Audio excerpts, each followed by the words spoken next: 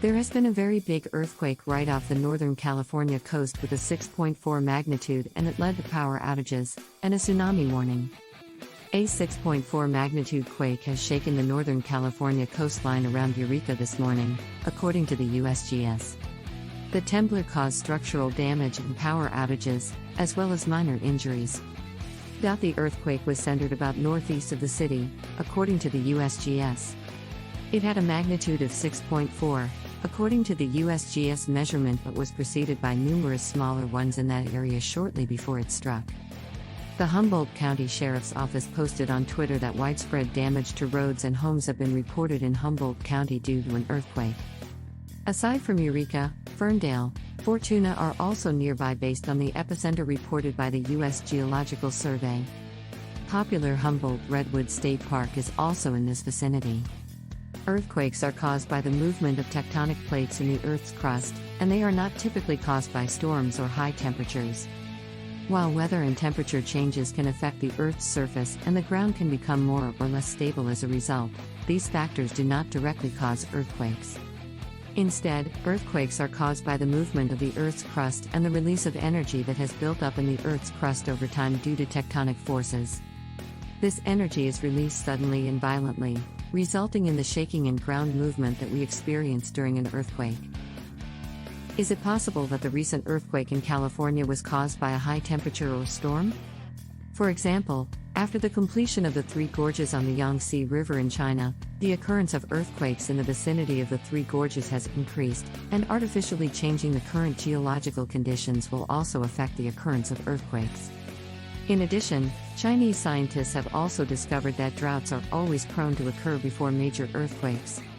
It is possible that certain human activities, such as the construction of large dams and other infrastructure projects, can affect the Earth's crust and potentially increase the likelihood of earthquakes occurring in a particular area. However, it is important to note that the vast majority of earthquakes are still caused by the movement of tectonic plates, and these movements are driven by forces that are much larger and more powerful than any human activity. According to information on the internet, the so-called drought shock theory was proposed by Gang Quango, a seismologist at the China National Seismological Bureau. The drought shock theory is based on the idea that rainfall causes upheaval in an area's soil. As the soil dries out, it becomes less able to support buildings and other structures. The drought of epicentral area of a major earthquake often occurs 1 to 3 years before the earthquake. This is because the changes in the temperature of the Earth's crust may cause a buildup of energy leading up to an eventual release. Severe drought, and the larger the drought area, the greater the magnitude. If an earthquake occurs in the third year after the drought, the magnitude will be larger than that in the first year after the drought. It is also true that drought conditions can sometimes precede large earthquakes. Drought can cause the ground to become more brittle and prone to shaking, and in some cases, it is thought that the ground can become more unstable as a result of the lack of moisture. The idea that drought can be a precursor to earthquakes, sometimes referred to as drought-induced earthquakes, has been studied by scientists for many years. Some research has suggested that drought can increase the likelihood of earthquakes occurring in certain areas, particularly in regions where the ground is already prone to shaking. However, it is important to note that the relationship between drought and earthquakes is complex and not fully understood. Many other factors, such as the movement of tectonic plates and the release of built-up stress in the Earth's crust, also play a role in the occurrence of earthquakes. Additionally, not all earthquakes are preceded by drought conditions, and not all areas that experience drought are prone to earthquakes. More research is needed to better understand the relationship between drought and earthquakes. The following information is from Wikipedia. The San Andreas Fault is a continental transform fault that extends roughly 1,200 kilometers, 750 miles, through California.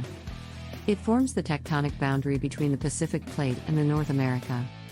This fault has been active at least since a magnitude 7 earthquake in 1857, which caused extensive damage throughout central California.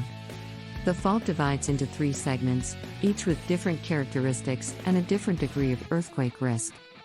It was formed by a transform boundary. Andrew Lawson discovered the San Andreas Fault in 1895. It's often called the San Andreas Lake Fault because it runs through San Francisco Canyon, which has a lake with that name. According to his reports from 1895 and 1908, Lawson claimed he named it after the surrounding valley. Lawson made this discovery following the San Francisco earthquake. In 1953, geologist Thomas Dibley concluded that hundreds of miles of lateral movement could occur along the fault. A drilling project in California, the San Andreas Fault Observatory at depth, involved reaching deep into the fault to collect ground material and make various observations of its activity. How to prevent injury during an earthquake. During an earthquake, the most important thing is to protect yourself from being injured. Here are some steps you can take to reduce your risk of injury during an earthquake. 1. Stay calm and stay where you are. If you are inside, stay inside. If you are outside, stay outside. 2. Find a safe place to take cover. If you are inside, go to a doorway or under a desk or table. If you are outside, move away from buildings, utility poles, and other structures that could fall or collapse. 3. Stay away from windows, and do not use elevators. 4. If you are in bed, stay there and cover your head with a pillow. 5. If you are driving, pull over to the side of the road and stop. Avoid bridges, overpasses, and power lines. 6. If you are in a high-rise building, stay away from windows and try to find a place in the center of the building where you can take cover. It is also important to be prepared for earthquakes by having an emergency supply kit, knowing how to shut off utilities, and having an emergency plan in place. This can help you and your family stay safe in the event of an earthquake or other disaster. The above information is for reference only. It is recommended that you still obtain official disaster prevention guidelines in advance. Today's video comes to an end here first.